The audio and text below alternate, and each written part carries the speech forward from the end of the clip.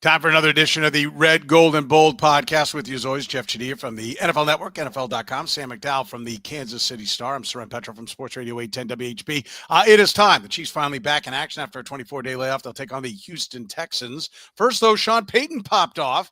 What was the purpose of this? Will it have any kind of effect on the Kansas City Chiefs? We'll get into the game, the defensive keys, stopping Nico Collins. Can Houston win if Joe Mixon isn't healthy or doesn't play at all? How about Chris Jones getting after the quarterback in the defense? Do they need to pressure C.J. Stroud to win this football game? Mahomes raising his game in the playoffs. Do we just expect it now? The final word on the left tackle. We'll get our predictions on this game. It's all coming up right now here on the Red, Gold, and Bold podcast. You are listening to the Red, Gold, and Bold podcast, the most in-depth analysis of the Kansas City Chiefs on planet Earth, breaking down the Chiefs like no one else can. Red, Gold, and Bold is hosted by Jeff Chadiha, Sam McDowell, and Soren Petro. Jeff Chadiha is a senior columnist and on-air personality for the NFL Network and NFL.com. Sam McDowell is the sports columnist for the Kansas City Star. Soren Petro is the afternoon drive host of the program on Sports Radio 810 WHB in Kansas City. The Red, Gold, and Bold podcast is proudly brought to you by David Starnes Allstate Insurance, covering all the important things in your world: home, business, life, and even the fun stuff as well. Motorcycle, boat, ATV, you name it. Get with Dave and he'll have you covered. You can give Dave and his crew a call, visit them online, or stop into any of their locations, including North Kansas City, Liberty, and Branson, Missouri. Elevate your coverage, elevate your confidence, and drive worry-free. Don't put those insurance needs off any longer. Get with Dave. He'll give you peace of mind today for the things in your life most important to you. Now, here are the hosts of the Best Chiefs podcast, Jeff Chadiha, Sam McDowell, and Soren Petro.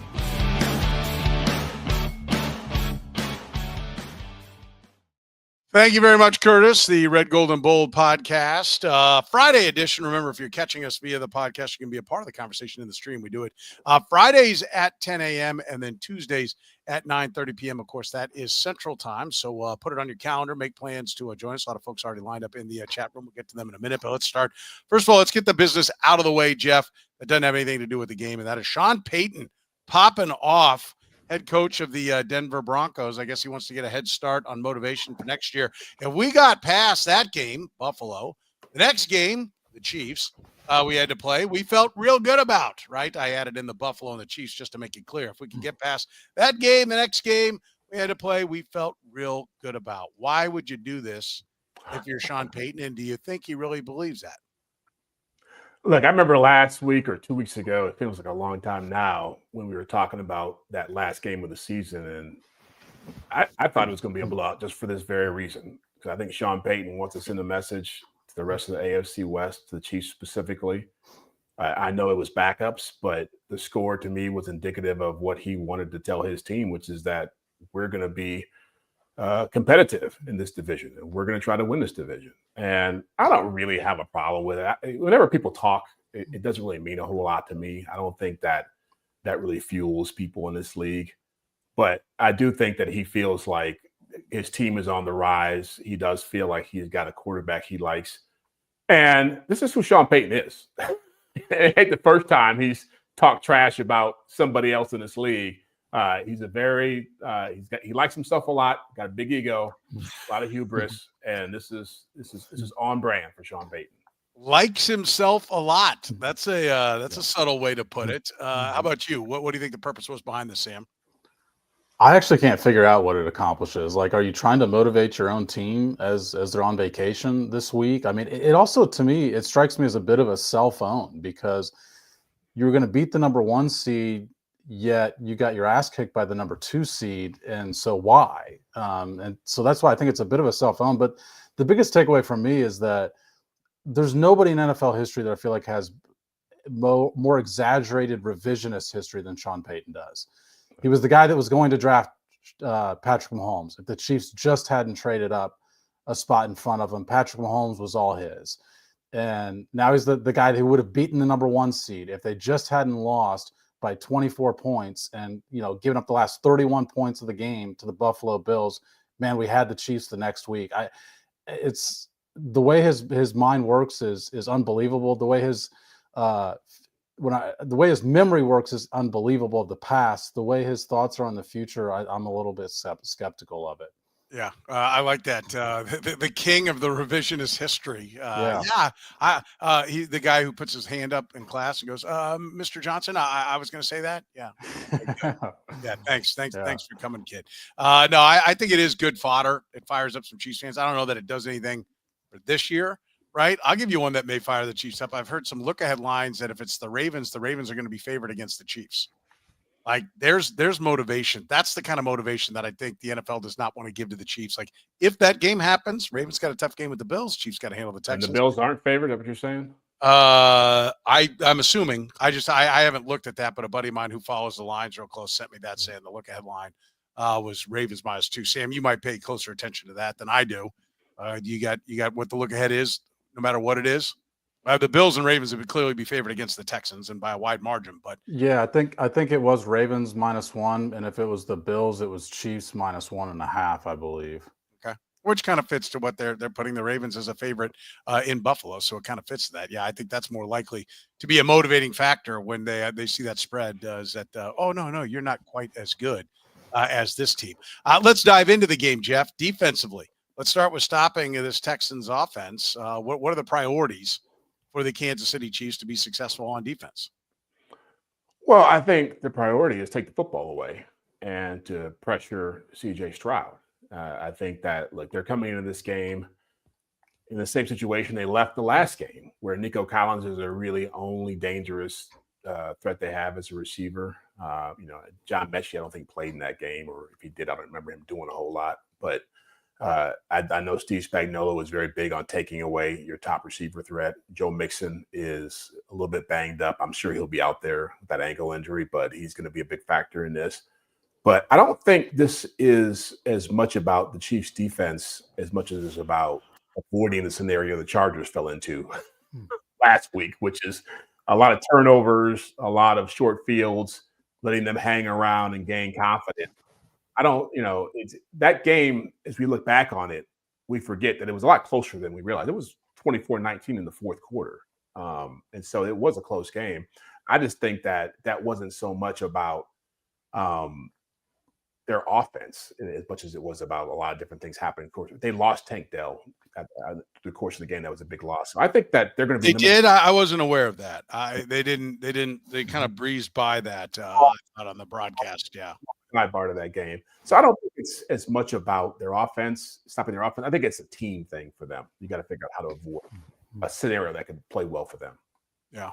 I think, listen, Nico Collins, I think is the only guy that can really beat him.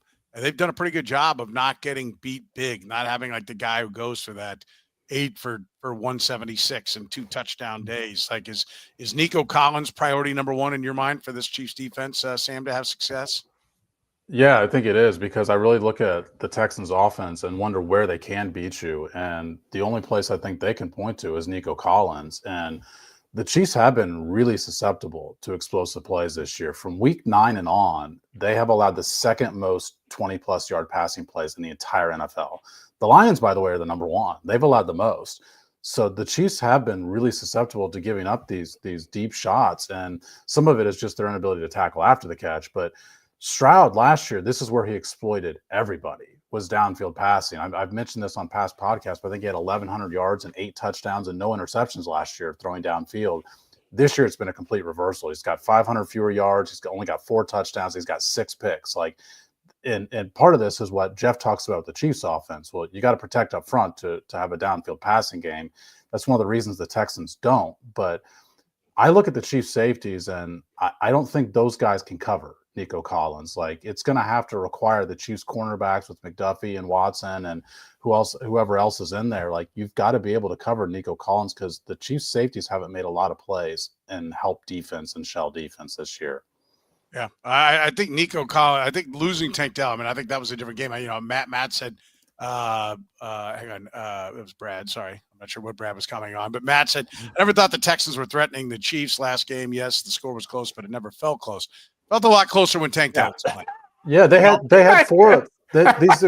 These explosive plays I'm talking about. They had four of those. They had four of those in that game. Yeah. I always love that when fans say, "I never thought it was close." Yeah, because you didn't want it to be close.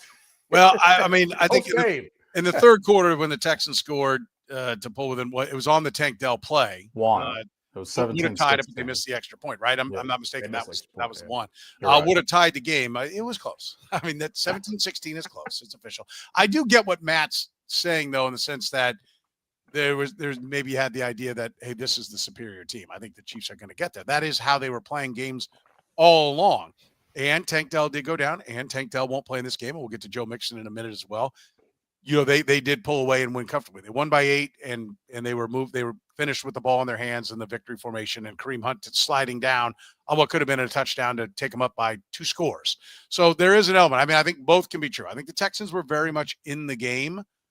And I think to a degree right there, when that play happened, especially if Tank Dell doesn't get hurt, you're like, wait a minute, picked off C.J. Stroud twice in the first half, and here we are still staring at him face to face. So, you know, I like the, you know, sleeper, you know, spoiler alert. I'm on the Chiefs in this one. I know everyone will be shocked. I think we all are. Yeah, to hear me say that. But, you know, I do think that the Texans, if healthy, are a team that's capable.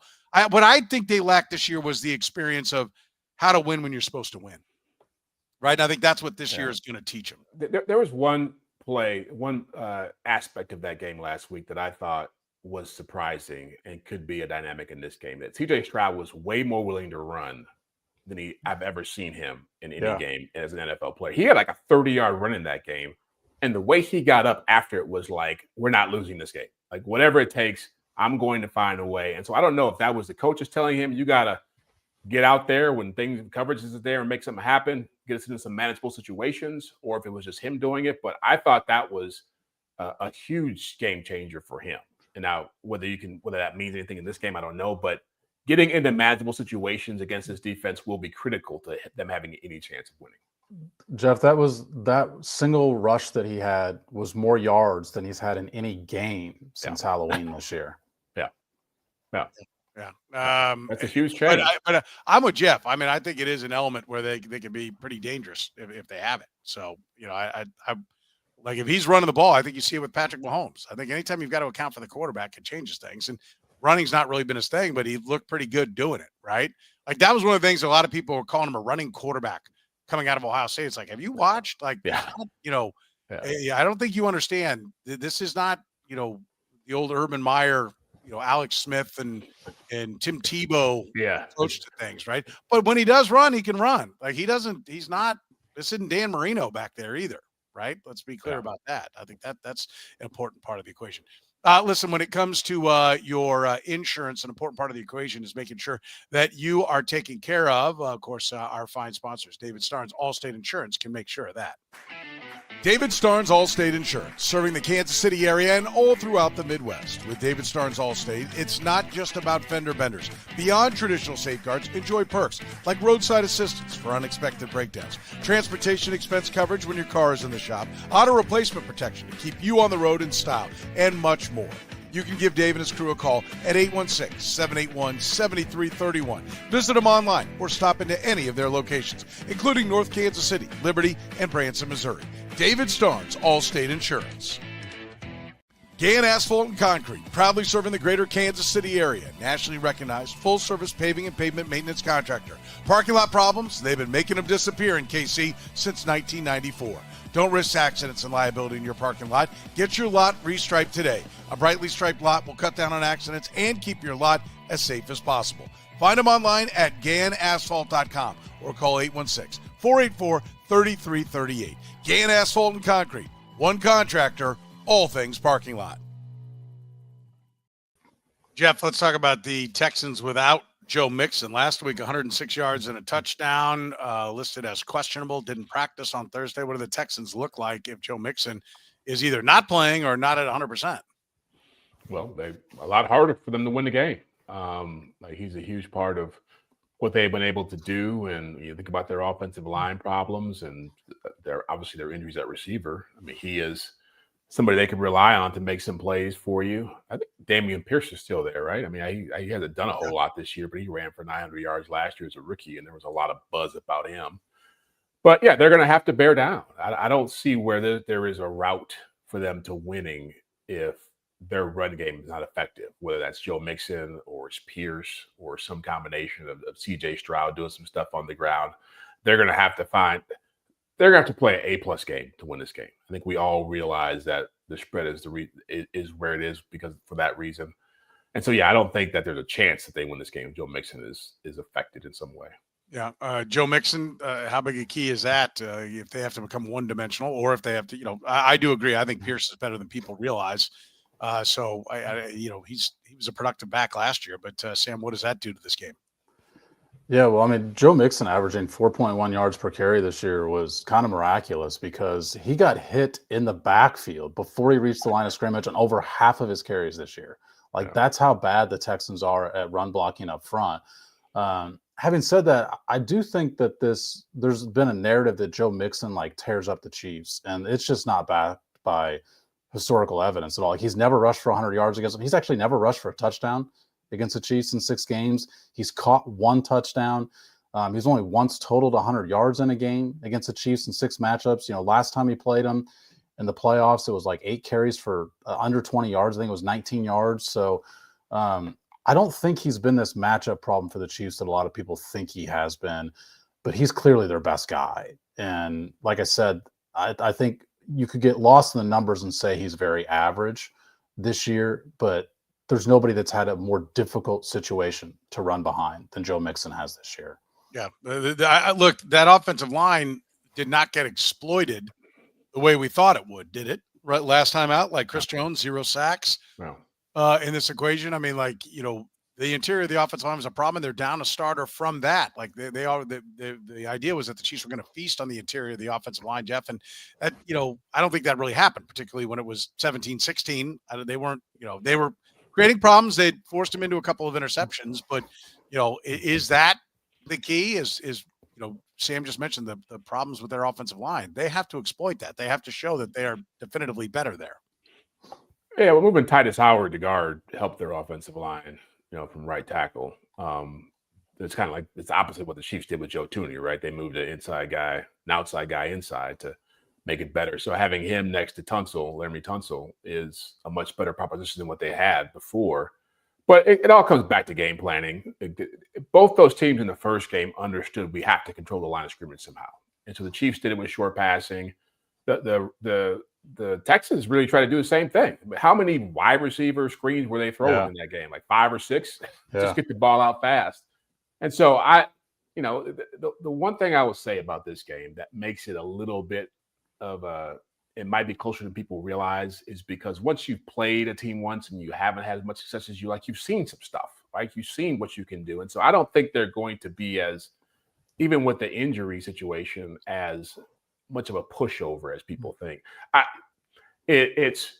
look at that Steelers game at the end of the year when the Chiefs really dominated. That's the most dominant win. And now it feels like it wasn't that big a deal because everybody dominated the Steelers at the end of the year.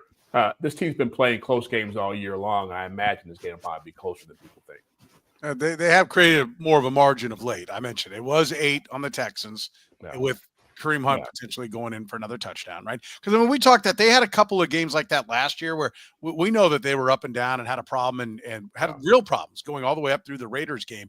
They also had moments where it's okay, there was this where they kneeled down at the 5, there was this, and you tend to be okay, are you just being a homer? Sure, that I'll always wear that I am a Chiefs fan, and I need to check myself always when I have an opinion on things. But there were moments last year where it's there were these opportunities to be more. And we mentioned it. I think when you saw what they did in the playoffs, it's clear that those moments were still part of who they were.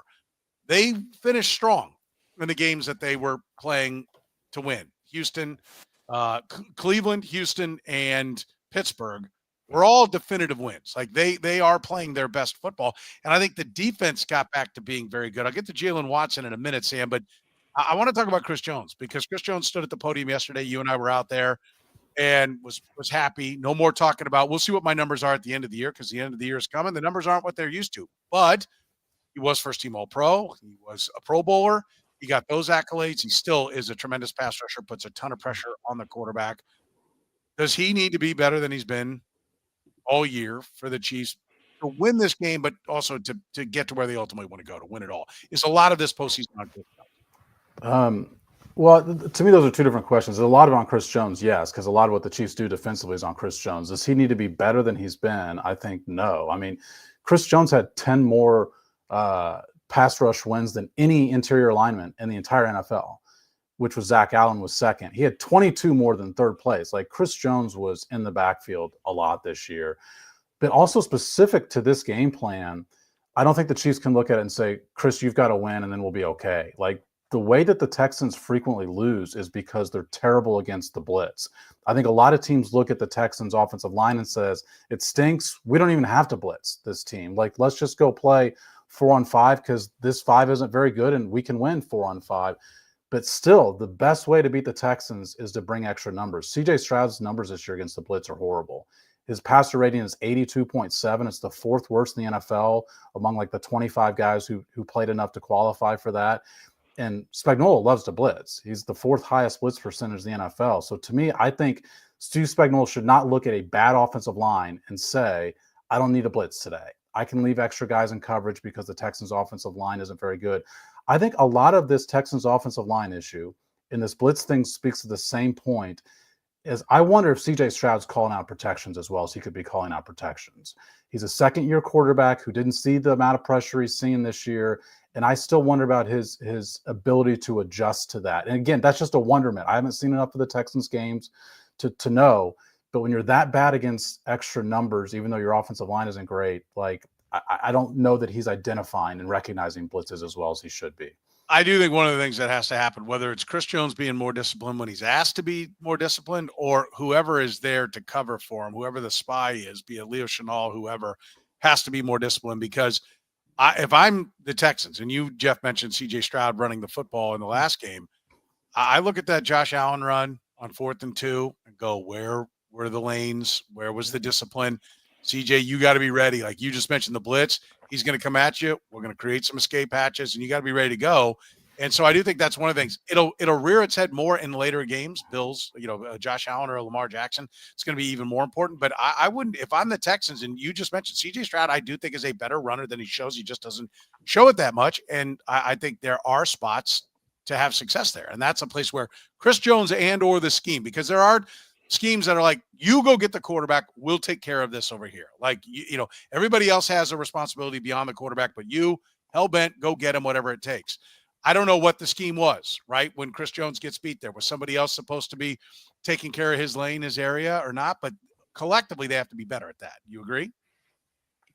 Yeah, but I mean, my primary job for Chris Jones is to rush the quarterback, and you mentioned that as one of the two options, right? Hey, you could do A or B, and to me, the option you got to do is keep Chris Jones on the inside and say, go get the quarterback. And I'm not taking away that responsibility for him because that's the biggest strength of your defense. Jeff, Jaylen Watson's going to go. They get him back. They were a defense that you called elite when Jaylen Watson. Not to bring me call him elite. I think yes, you tried to throw a bunch of stats at me and said, "Is that elite?" Hey, we got you. We got you. Though. That's we did get you. And listen, after 16 games, they were number 2 in points allowed and number 4 in yards allowed. So they were looking pretty good. I mean, that's, if elite's 1-1, then I guess there aren't many elite defenses, which I'm fine. Just tell me what the scale is and we'll live by it. But, getting him back, they had kind of figured out how to play without him. Now they get him back. I don't know how many snaps he's going to play, but, how much does that elevate this defense to now be that much deeper? Najee Johnson goes from at one time when they were having some struggles being the number 2 corner to now being the number 4 corner. That's quite an upgrade. Yeah, but the thing you said, which is important to note here, is how much can he play? It's different running around in a practice where you're not getting challenged in the same way as having to go out into an NFL playoff game and play at a high level. And I said this with the same thing with Isaiah Pacheco when they had a similar injury or the same injury. When you're having those kinds of leg injuries during a season and you're being asked to play a position that requires explosiveness and agility, quickness, The idea that he's going to walk out there and be 100% and be killing it is crazy. Like, look at Isaiah Pacheco stats since he came back as exhibit A of that.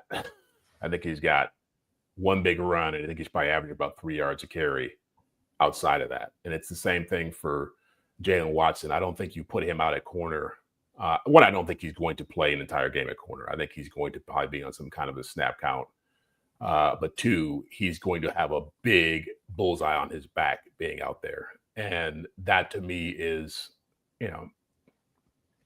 they talked a lot about Najee Johnson's issues being related to his ACL, whatever it was, injury a couple of years ago. That was the default. Hey, he had a big injury. He's still recovering from that. I don't think Jaylen Watson is going to walk out there and be 100% healthy. What do you think Jaylen Watson means to this equation, Sam? Well, I agree with Jeff. I mean, there can't be the expectation that he just returns to the form he was in before he got injured when he hasn't played in 3 months. And to be clear, when he had that injury, it was similar to the Isaiah Pacheco injury, except for he had to have a more invasive surgery than Isaiah Pacheco did. They did not anticipate they'd have Jaylen Watson back. So the reason I point that out is that tells you that this return is accelerated. And I think that needs to be put in the context as far as what to expect from him. Having said that, I think in these situations, you always look at value over replacement player. And the replacement players for Jaylen Watson have not been good. I mentioned their explosive pass rate was second in the league since week 8, week 9. You know where they were before Jaylen Watson got hurt? They'd allowed the 4th fewest in the NFL before Jaylen Watson got hurt. Like this was a major turning point for their defense whenever he went down because, Jeff mentioned the bullseye on Jaylen Watson. Everybody had a bullseye on Najee Johnson whenever he was the cornerback too. So even if that's the case, I still think it's an upgrade over the performances that you've been getting, recognizing that the Chiefs have improved in this area over the past 3 weeks. But part of that improvement is Keith Taylor playing in the red zone. Like one of the reasons they're not giving as many touchdowns with cornerback 2 is because they insert a bigger body into the red zone. So I think it's an upgrade, but I do think there needs to be the optimism about his return needs to be cautious optimism because he hasn't played in a long time. Yeah, I think it needs to be cautious about how much he's going to play and how effective he is. We'll see what he's doing out there, if he is the old Jaylen Watson. But if he is the old Jaylen Watson, I don't think you can understate the effect it will have. I think it takes them I think it goes from I think Baltimore being favored against the Chiefs in the next round would be erroneous. If Jaylen Watson goes out there and is Jaylen Watson, I think that's a bad spread. I think I believe that the defense, which has been top 5 pretty much all year, top 10 to top 5 all year, becomes as good as any defense out there. And let me ask you this, Soren. Who were they playing against when Jaylen Watson was out there? That were these dominant. They played every playoff team in the league. Well, I mean, but I don't know T. how Higgins didn't play against the Bengals. Rashad Bateman's the number 2 guy for the Ravens. I think Darnell Mooney for the Falcons. I don't think who was Watson out there played for against the Saints. Bengals. No, I said T. Higgins didn't play against the Bengals. It didn't play for the Bengals. For the Bengals. Yeah. Okay. And then they got hurt. I mean, injuries are a part of the game. I mean, I'm just saying, like he's not Deion Sanders. Diana be if she had balls. We can't just assume that he never guarded the top wide receivers though. Well, against the Bengals, we saw McDuffie travel with Jamar Chase a little bit. We didn't see him travel with the top guy the way L'Jarius Sneed did a year ago, though. And can we pump the brakes on the Bengals? Like, how about they do something before I'm just saying for context. For context, like he's an okay player. Like people think he's walking back here, and his defense is going to go. I think he's a good corner that's going to make really good money in this league, and you're not asking him to be your number 1. And I think that's it, because when he comes back, again, we're talking about him being all that he can be, and we're not sure that he's going to be that. That's what I'm saying. But when he comes back, if he comes back at that level, he goes in at number 2. And then number 3 gets better, and number 4 gets better. Chamari Connor, who was getting picked on, doesn't have to cover. Like, everything drops down. Everything below him gets better because you had to bump everybody else up. I think that when you get that, that's the impact that the top guy or one of your top guys gets, is everything below him gets better. But what if he's not at that level? Gets back to where they belong. But what if he's not at that level? That's what I'm saying. Yeah, they are what they were coming in. And to your point, Jeff, sorry, Sam, to cut you off, but to your point, Jeff, then maybe there's even a problem because maybe they're trying to force him in. Maybe they want to believe he's more. Maybe they disrupt the chemistry that they had created without him. 100% I agree with you that there is a downside if they're jamming in a hurt player just because they like the name. Agreed. I'm going to assume Steve Spagnuolo, Andy Reid, and a veteran coaching staff aren't going to do that. But if we watch this game and they're getting beat all over the place and Watson looks like crap, then we'll be like, hey, their head was in their ass. I don't know what they were doing. Like, we'll break it down afterwards. I think your point is valid on that.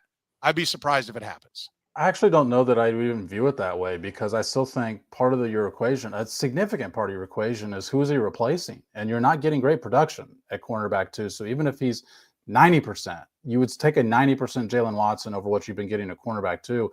But Stratton, you mentioned Shamari Connor.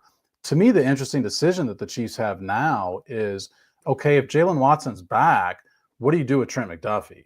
Does he still play on the outside, or do you play him more in the slot a little bit? If Nico Collins can play some in the slot, do you travel with Nico Collins? We all talked about how he's maybe the one weapon for the Texans that you really worry about.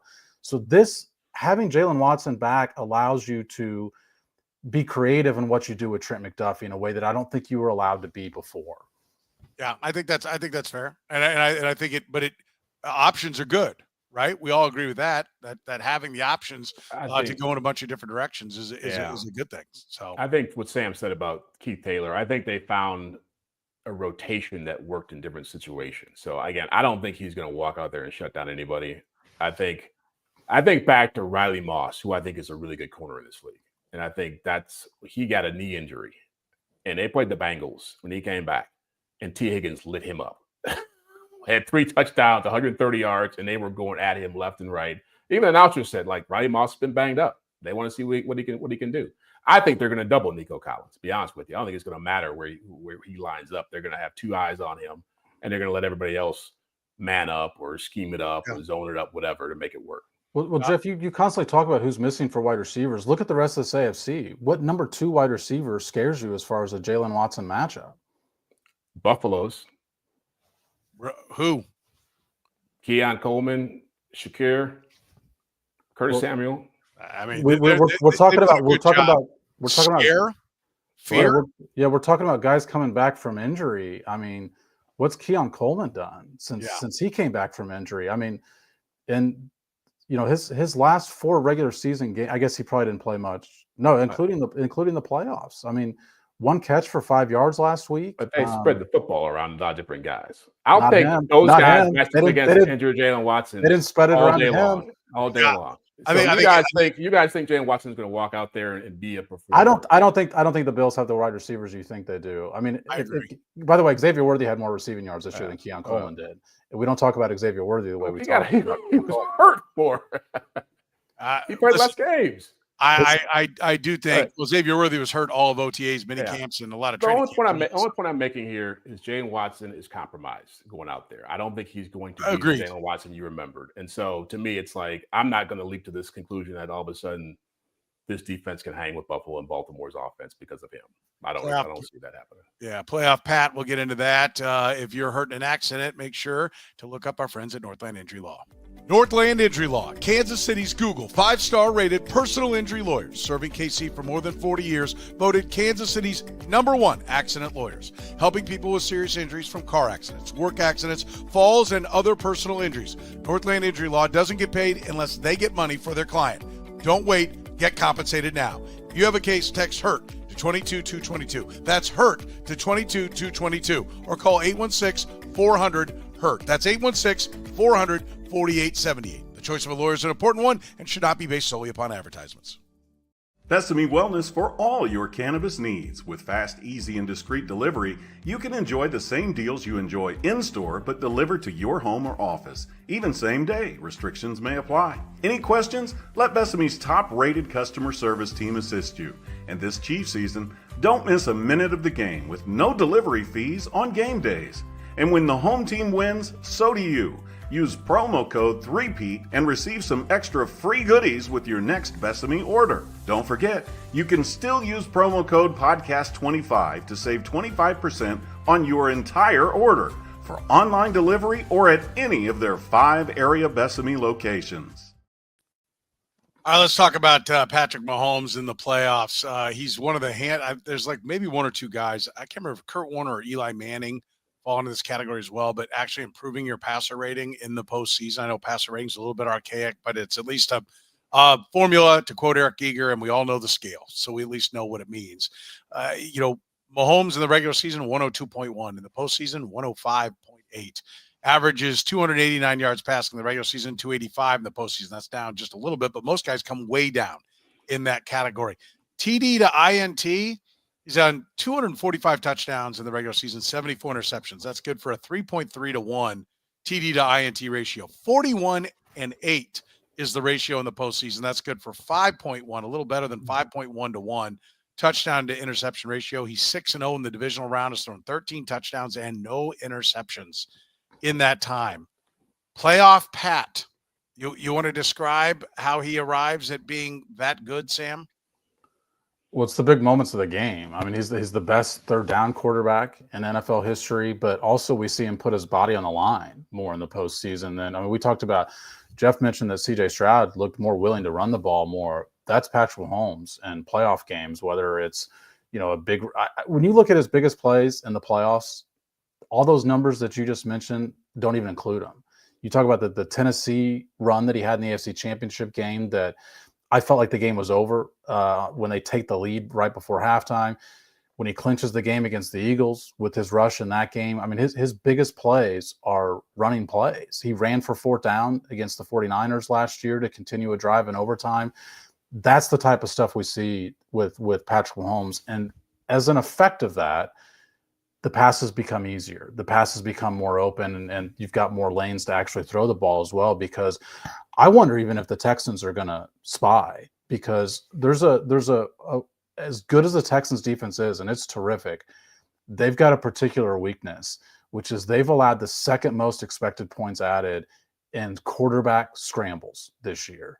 And if you remember in week 16, when the Chiefs played against the Texans, their first touchdown was a Patrick Mahomes scramble. He had 3 scrambles for 33 yards before the 2 kneel downs ruin his stats deflate the stats at the end of the game. And to me, that's a spot that Patrick Mahomes likes to do it in the playoffs. The Texans have been susceptible to it in the regular season. I think you're going to see Patrick Mahomes use his legs in the game. Yeah, he's not afraid to take off and run, Jeff, but those numbers are amazing, right? Like, you're not supposed to get better. There's no 4-12 deadbeat that you get to pad those stats against in the postseason. It's only the best teams. Throw in that he's, played in conference championship games every year he's been a starter, and then in the Super Bowl almost every year. You're getting the best of the best that he's piled those numbers up against. It's honestly, it's mind-boggling how he's been able to do that. That's why he's the second best quarterback in NFL history, right? Listen, I think that's, people might be like, what? Hey, if he is definitively the second best quarterback in NFL history, that is a hell of a statement. No, I think he is. Yeah. I think that, and listen, I think it will be unequivocal that he is at least number 2. No. And you can start the debate for number 1. If he wins this championship this year, he will have done something Patrick Mahomes hasn't. I don't think there's a debate. Yeah, and that's amazing. He's 29 years old, and he's already like everybody else. Get behind me. Yeah, no? There's no debate about that. But no, as far as what he's done, I think, stats aside, I think what is more impressive that he's done, and I think what really great quarterbacks, really great athletes or iconic athletes do, is I think he's empowered the people around him to feel like they can make plays, because it hasn't just been all Patrick Mahomes winning these championships. I think there's a lot of guys who feel like, I need to be out there. I can make a play. I can do something. We talked about Jaylen Watson. He's approaching his rehab differently. I want to be out there. I want to be a part of this. The guys who come in and play, they've had a number of different players over the course of the last 2 championship runs who've been here. And there's very few guys left from the first one who feel like, this is something that I want to be a part of, and he drives that. And so I don't think really the numbers, and I talk about Tom Brady, that's the same thing he did for New England. Like, he created a culture of winning and an expectation of winning that drove that organization for 20 years. And so that, to me, is the really big thing he's been able to do. But I will say that running in this game, there was one guy who did not play in that game who I think they need to be concerned about because I think he will take a huge shot at Patrick if he's running, and that's Allstate, the Texans linebacker. I think if he's out there putting his head down, I think that guy's coming for him. I do not any way doubt that that's part of their game plan. He may be coming for him, but I think Patrick Mahomes is the most spatially aware athlete I've ever seen play football. Like, there are guys that have Michael Jordan, Magic Johnson. Everybody gets got sooner or later. They do. Like, what's the hardest shot you've ever seen Patrick Mahomes take? I'm not saying he can't. It didn't happen. I'm saying that. No, I know, but I hadn't seen Trevor Lawrence take a big shot and he got laid out by that guy. I think it speaks to what you're saying, and I think it also, when you hear my answer, I think it speaks to what Sam has said. What's the biggest shot you remember Patrick Mahomes ever taking? Not like defenseless in the pocket or anything, like when he starts getting out. Well, he did get concussed in the Browns divisional round game, and what was that? January 21. That jumps out. I'd forgotten about that, but that they ran him, in line, and he got concussed. The biggest shot I remember him taking was down at the goal line in the first Super Bowl against the 49ers, where he got knocked on his ass, and the NFL him getting up like, nice hit, 20, nice hit, whatever it was, 20, 25, whatever it was. That was it, which speaks to Sam's point that he does put his body in harm's way more when he's running the ball. I'm not saying you're wrong, Jeff. I think there may be a time around the goal line or for the first down where this is where he, the John Elway helicopter spin. You do things that you wouldn't normally do, that instead of sliding, he'll go up. And if he does that against Allstate, then he might take a pop. But I think he didn't see it coming kill shot. He always sees it coming. Trevor Lawrence was sliding. That's the kind of shot I'm talking about, where it's like, okay, I'm going down to protect myself, and the guy's coming in anyway. But I think Trevor Lawrence was late getting down to the slide, and I don't think Mahomes is. I think I think it's real. No, I think it's a real point because I think he does a great job of protecting himself. I think his feel for where everybody is on the football field and where they're going, no one's ever had it.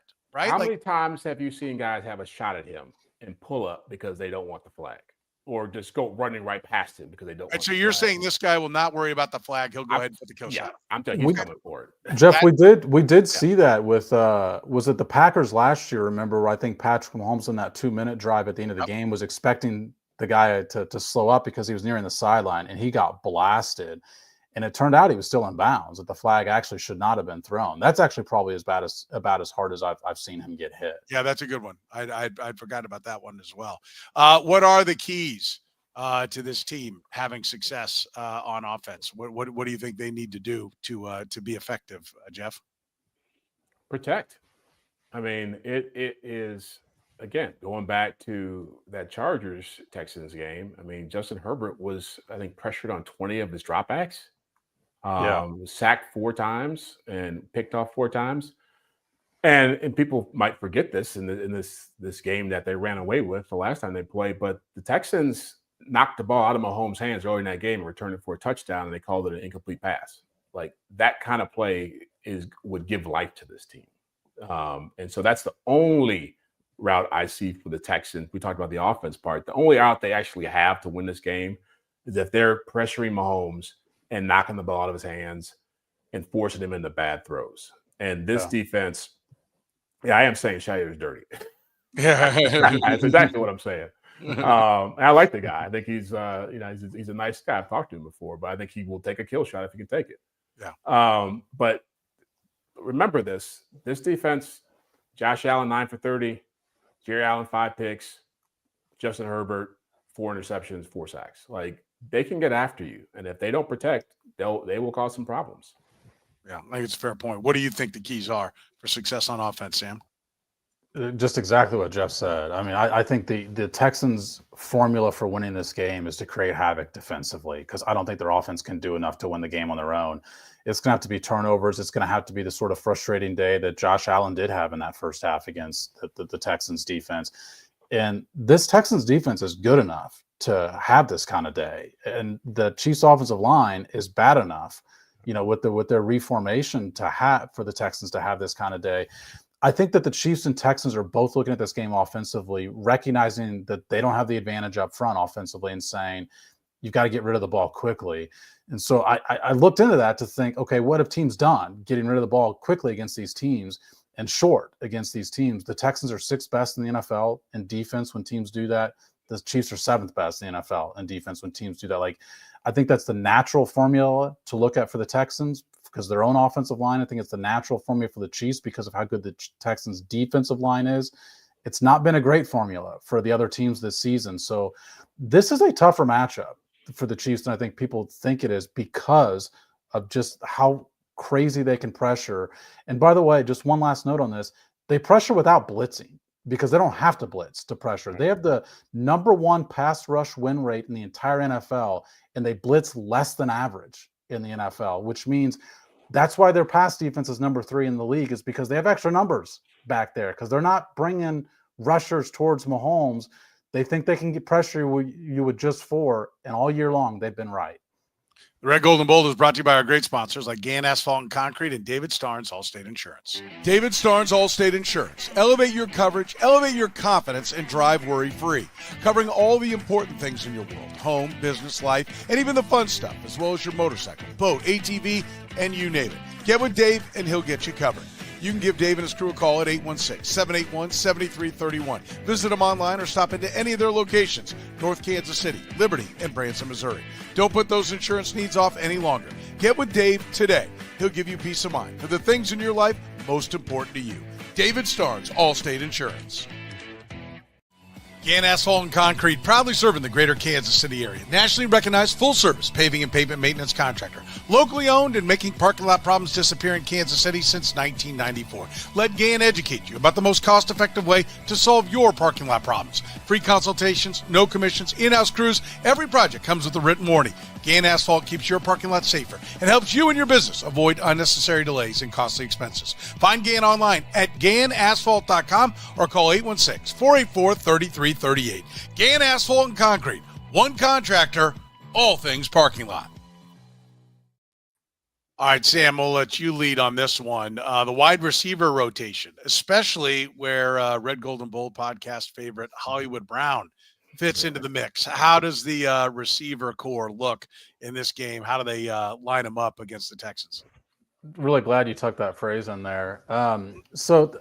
I think Hollywood Brown's got to play a lot more in this game. It's not just because of his health, but it's particularly because of where, if anywhere, the Texans defense struggles was just they give up a lot of yards after the catch. So over the last 11 weeks of the regular season, they gave up the 2nd most yards after the catch per reception in the entire league. And that's Hollywood Brown's game. That's not DeAndre Hopkins' game, which, by the way, DeAndre Hopkins is dead last in the NFL this year in yards after the catch per reception. So I think when you just look at it from a matchup standpoint, you want to get the ball in your receivers' hands quickly and the receivers who can actually make plays after they have the ball, which is Xavier Worthy and Hollywood Brown. Yeah. What do you think, Jeff? How do you expect these wide receivers to be used? I still don't understand how Hollywood Brown became this huge after-the-catch guy. The stats bear that out. I just feel like people in Baltimore always said he never wanted to run the ball, and when he caught it, he always got down. Well, I think he's happy to get down. I would agree with that, but I think if you can get him open in space, he can run after the catch. He catches the ball at a much shorter part of the yards after the catch is he catches the ball not nearly as far downfield. You know, DeAndre Hopkins, for his lack of speed, I think people think that he catches short passes because of it, but he still gets downfield. It's just that there are these jump balls, lack of separation, where it's not going to be a lot of yards after the catch. And the Texans are 3rd in the NFL in defending deep shots this year. So I think it's going to have to be stuff where you get the ball in receivers' hands who can actually make plays after the catch. I think it's probably you're talking about Hopkins, Kelsey, and then either Hollywood and Worthy as part of that. But if I'm Mahomes in these kind of games, I'm relying on the first 2 guys. Like those are the dudes who are your biggest names, your most accomplished players. Yeah, it's nice to think about what Hollywood and Xavier can do, but I think that you're talking about guys who can win in these situations and guys who have been traditionally reliable. And that's who I think Mahomes is going to look for first. So I don't, and that's not to say those other guys won't make plays or Juju, whoever goes into the mix there. But, this is a team that has pretty good cover guys and Stingley and Lassiter. And I think it's going to be tough for them to create plays. I think going back to the point I made about having seen the team already, the way they defended the Chiefs before, they saw some of the things on the perimeter, stretching those zones when they went to zone, trying to create rub routes and picks. Like, I don't think they're going to fall for that same trick again. And so I think they'll have a completely different coverage plan for these guys. And they saw Hollywood Brown too in that game too. I do. Sorry to cut in here, Soren, because you mentioned coverage. I think that's a great point. The Texans, I saw a stat this year, and I wish I could remember who had sent it out so I could credit them. They played more single high than D'Amico Ryans had ever played in his tenure with the Texans last time they played the Chiefs. So when Jeff talks about them playing different coverages, I don't anticipate the Chiefs will see that again because it didn't work for the Texans last time. Yeah, interesting. Let's talk about the left tackle one last time. What do you think it's going to be, Jeff? What do you anticipate? Well, I haven't. Like, just the fact that they're talking about it makes me think they're going to try DJ Humphries out there and try to have that work. I think that'd be a huge mistake. If I'm thinking rationally about this as Andy Reid, if I'm Andy Reid, I'm playing Joe Thuney. I'm not fooling around with anything other than somebody who helped me protect the quarterback through the toughest stretch of the season as far as pass rushers they were going to face. And to put a guy in again who's played in 1.5 games, has not shown any strong evidence that he deserves to be the guy. It'd be different if he had been here for like 7 years and emotionally he's coming back and the communication, the unity is all there. This guy's been here for like 6 weeks. Like, you're rolling the dice on a huge, huge gamble. Totally agree with that point, Jeff, as far as the fact that if he had been here for a long time and had that camaraderie with Patrick Mahomes in any sort of length of time, whether it was this year, last year, whenever, because to me, the element that needs to drive this is who is Patrick Mahomes most comfortable with. We saw, I remember in week 3 in Atlanta when they actually protected Patrick Mahomes and he was antsy as can be because he had no idea what to expect out of his left tackle. And I don't know how he could know what to expect out of DJ Humphries. I think at least Joe Thuney is the known commodity. So I think he should be the guy, and I think Joe Thuney will be the guy on Saturday too. He was the guy against the Texans the last time they played. The Texans had 1 sack. Jeff did mention the one that got called back because of personal foul penalty that it could have. I also think there are people that'll tell you that was an incomplete pass. If you go back and watch it, that it wasn't. It was an incomplete pass, wasn't it? Yeah, it wasn't. Well, it was a personal foul penalty for hitting the quarterback. But it was incomplete too. Yeah. They did end up calling it incomplete. Okay, yeah. But only 1 sack, and they did that with Joe Thuney out there. Prediction time. Let's get a prediction on the Ravens and the Bills first, Jeff. Who do you got coming out of that one? I'm on the Bills second half of the season. I feel like as much as people are talking about the Ravens and the run game and Derrick Henry, he hasn't had 100 yards in every game he's played. And I think they're going to be able to use guys who didn't play in that game, like Terrell Bernard and Matt Milano. They'll have a different game plan. They'll get out of that 5 DB look. And they'll say, we'll take Derrick Henry out of the game and we'll take our chances with Lamar Jackson throwing the football, probably without Zay Flowers on the field.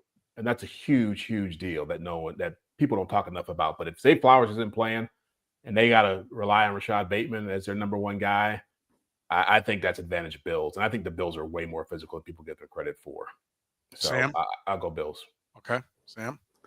Yeah, I mean, Jeff mentioned Zay Flowers. If he was playing, I think my decision, without blinking, I'd say the Ravens are a better team. I think the Ravens are going to win the game. I do think Zay Flowers is a significant absence for the reason that Jeff outlined. Like, the Bills stuff more runs than any team in the NFL. But once you get by them, their secondary and linebackers have struggled bringing guys down. Like, they give up I think, second most explosive runs, but they have this contrast of being the highest stuff percentage in the league. It's a really bizarre contrast, which means you can't allow anybody to get to the second level. The Ravens, because of the way they use their RPO, like, it's designed to get you to the second level and make those guys make plays. So I still like the Ravens run game in the game. And I'm picking the Ravens, but not nearly with the confidence I would be if Zay Flowers is playing. Yeah, I echo exactly what you said. I'm picking the Ravens. I think they're the better team with Zay Flowers. I think it's definitive, but I think without him, they get a little more one-dimensional, and I think that makes it pretty much a coin flip game going into it. But I'll take the Ravens. I think they feel kind of like a team of destiny. How about the Chiefs? What do you got for the Chiefs, Jeff? Chiefs. I think Chiefs win. I mean, they have to have a lot of things go wrong to lose this game. Like, the amount of time they've had off, Andy Reid with the bye, I don't see where. I'd be shocked if this game was like, I want to say like the Chargers game, but I'd be shocked if they really struggled with this one. Okay. Okay, so you've got them comfortably. Say comfortably, but I think it'll be a close game. I think it'll be like a last game. I think it'll be like an 8-point win. I think that they won't ever trail in the game, but if they make a mistake, then the Texans can get ahead. But I don't think they're going to play clean football. That's what I think is going to happen. I think it'll be a clean game for them. Sam? Yeah, everything about this game suggests it should be a low-scoring game, other than the fact it was not that low-scoring of a game when they met in Week 16. I think we all predicted something near a low-scoring game. So I'm still going to go with the larger sample size as opposed to the one game they played against each other. And I've got the Chiefs 23-13. I think the weather could drag down the score a little bit because it's going to get pretty cold. Nice day as we record here on a Friday in Kansas City, but it's not going to be nice when they take the field. So I think that could drag it down a little bit. But I still, I'm 24-10 Chiefs. I think this is a definitive win, a statement win for the Chiefs. They might be a little slow coming out of the gates, but I think eventually they pull away and win this game solidly. Listen, you can support us, support the Red, Gold, and Bold by supporting our great sponsors like David Starnes, Allstate Insurance. Give Dave and his crew a call. Their phone number, 816-781-7331. Gann Asphalt and Concrete, solving your parking lot problems for 30 years. Find them online at GannAsphalt.com. Our friends at Northland Injury Law, Kansas City's Google 5-star rated personal injury lawyers. Serving KC for more than 40 years. Call 816-400-HURT. That's 816-400-HURT. And by Besame Wellness. Use the promo code podcast25 to save 25% on your entire order. For Jeff Chadiha from the NFL Network, Sam McDowell from the Kansas City Star, I'm Soren Petro saying thank you very much for joining us here on the Red, Gold, and Bold podcast.